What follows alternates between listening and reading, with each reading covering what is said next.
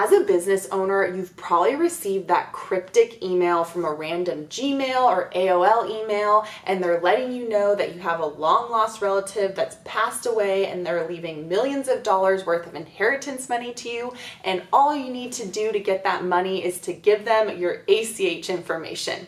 Hopefully you're not falling for this type of scam. But unfortunately, scammers and fraudsters are getting more and more sophisticated, and they are specifically targeting small businesses. There's a lot of small business owners that I've coached that have been affected by scams like this, and even my business has a current open investigation for fraud that occurred on our business. So I wanted to go through some of the most common scams, how to identify them, and tips to avoid them so that you don't fall victim. Oftentimes in these cases, it's really hard to recoup that money once it's gone. The first type of scam I want to talk about is the fake invoice or unpaid balance scam. How this typically happens is you'll get emailed an invoice about a past due balance, or you'll get a call from a vendor you're familiar with that's letting you know that you have an unpaid balance. So for example, we received a call from someone posing as a PG&E representative, letting us know that they were going to turn our power off if we didn't pay our bill. If this happens to you, you need to ask them to verify your account information, and then I would always verify that the phone number that's calling you actually matches the phone number on the PG&E website. A lot of times companies like PG&E will not call their customers to get payment information, so that is a red flag in itself. If an open invoice or unpaid balance email comes through, you always want to make sure that it's from a legitimate email, so at pgne.com. And there's companies that are sending out unpaid balance or past due invoice notifications from like Chase Bank, who I bank with, and you click to go view it and it has you log in and put in your username and password. So this is a way that fraudsters can direct you to a site that's a replicate of the real site and collect your username and all of your credentials to essentially hack your account. So what I typically do in these situations is I will not pull it up from the email. I will pull it up in a different browser. I'll log into my account and see if there's in fact any unpaid balances or invoices on there. The other scam that we get all the time is people reaching out. It's typically via email. These people won't want to get on the phone with you, and they tell you that they have a very large order to place with you.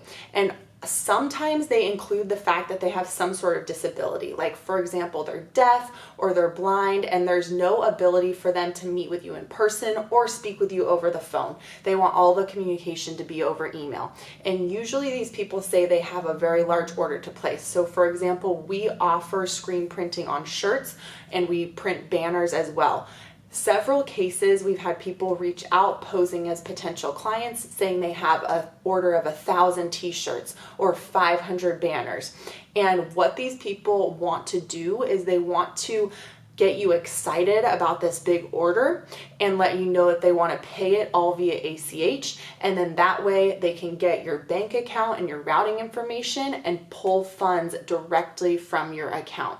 So if you have someone that is saying they have a disability up front in an email, that is a red flag. If they're saying they have an unusually large order, try to get them on the phone to verify all this information, and never give out your ACH information unless it's a very, very trusted vendor that you've worked with multiple times. So there's only a select few vendors that have our ACH for direct deposit where we've worked with them. This is like accounts with cities, this is accounts with like a power plant in town, but most of the time we do not give out that information. The most recent scam call that I got was actually someone posing from Quickbooks, and they wanted to let me know that I was due a refund due to a class action lawsuit. Scammers will call you from a business that you're familiar with that you probably use and let you know that you're due a refund, and they'll try to get you to either screen share so they can log into that account, or they'll try to get you to give them your ACH information or your credit card information to give you that refund. In the case of the most recent call,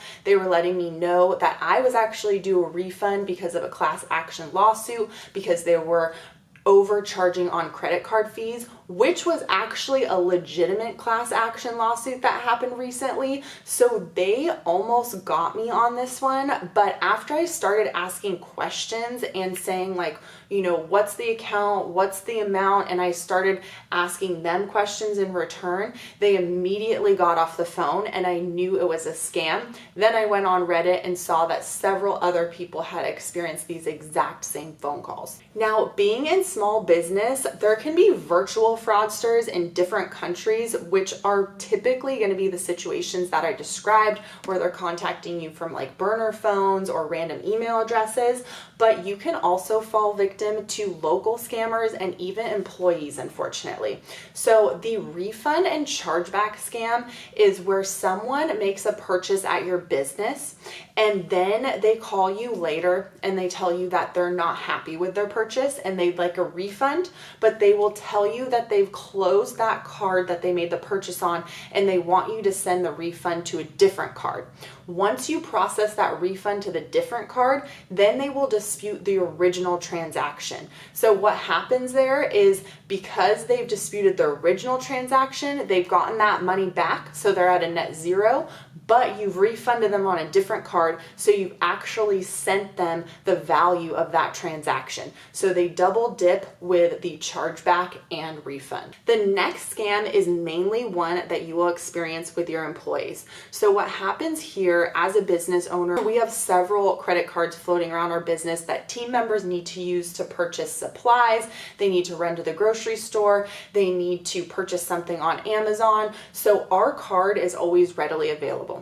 What employees will do is they will take that card number and they will use it on an account that's also being used for the business. So for example, if you have an Amazon account for your business and you're constantly ordering supplies on there, and then your employee takes that card information and they put it on their Amazon account, they know that you're running consistent Amazon transactions. And so it will be very hard for you to decipher if the Amazon transaction that you're seeing on your bank account is from you or from the employee. Years ago, this happened with one of our employees. They took our card and used it on their iTunes account, and how I detected it was because our iTunes subscription was monthly and we were getting billed twice a month.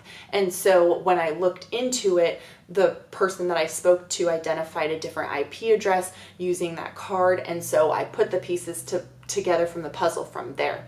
The best way to avoid this is whenever you have a card associated with subscriptions like Amazon, Uber, iTunes, Audible, you should always have that card and that card information not be available to team members. And then you should have another card that's more of the public card that's not used for those type of things.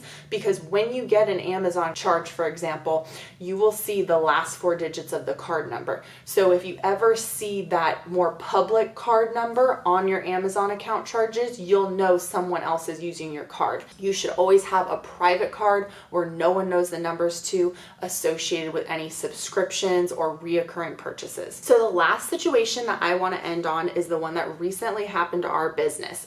And what was happening is someone had virtually logged in to the software associated with our POS system, and they were running refunds on random cards that they possessed.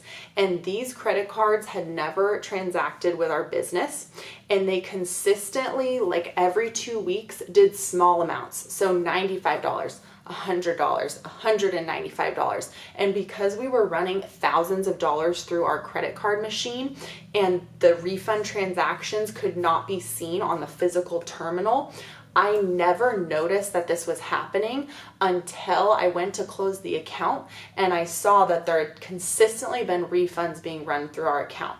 And this was happening from January all the way to April, and it continued to happen even after I closed the account. And unfortunately with this situation, I was using Clover and I was using Stax payment processor, neither of which wanted to take any responsibility.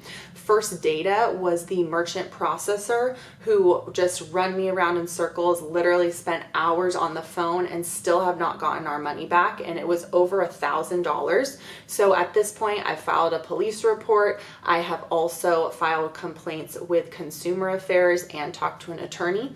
But unfortunately, in some of these cases, you won't see your money back. So you just need to do the best job as possible protecting your business. So best practices to avoid fraudulent activity and scams.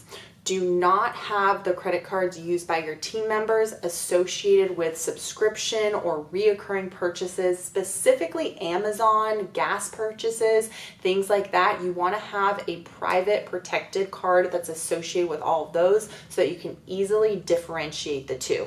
Do not give out your ACH or credit card information to someone that's calling for invoices or past due balances over the phone unless you are absolutely sure you are speaking to someone from that company. I always verify by logging into my online portal to see if that balance is actually past due, and I ask them to verify information. What's my username? What's my account number? Oftentimes, fraudsters will not be able to verify this information, and typically they will hang up on you if you start asking these questions.